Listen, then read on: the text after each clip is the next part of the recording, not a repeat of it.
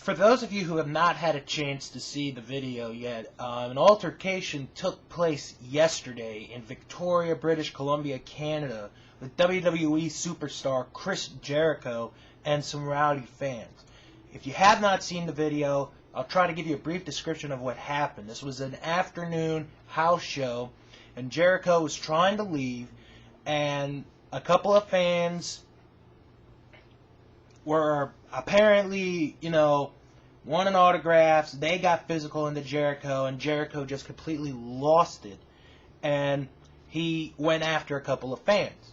Now, normally I would say in this situation that the wrestler was wrong, but after looking at the videos a couple of times, I have to say that the fans, the 2 or 3 particular fans, aggravated Jericho. They were the ones that started it, and I cannot blame Jericho on this. I've said this before on a video, that as a fan, there's a certain line that you do not cross.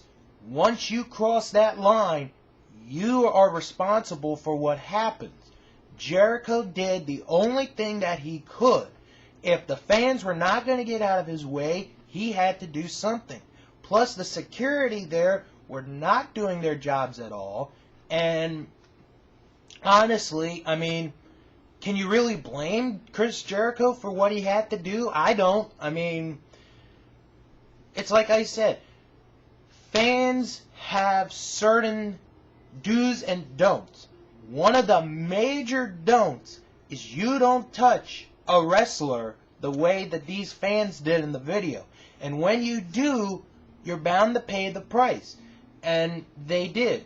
Now, if these guys are going to try and sue WWE for what they did, they're a bunch of idiots and morons. Because they're the ones that started this. They weren't the ones who ended it.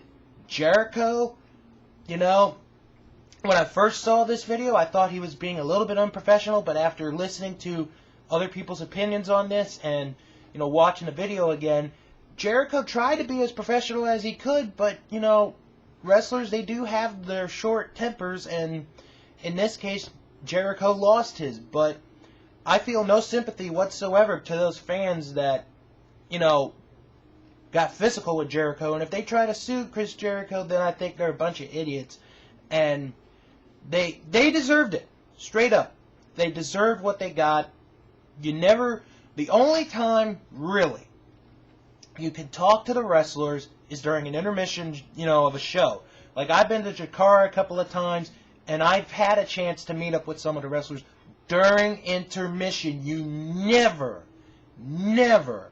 go to the back after the show to try to get a wrestler's autograph. You never do that. The only times you do that is at an autograph session or during intermission of an independent show. Any other time is off limits. So really, as far as I'm concerned, the fans that got beat up, they got what they deserved.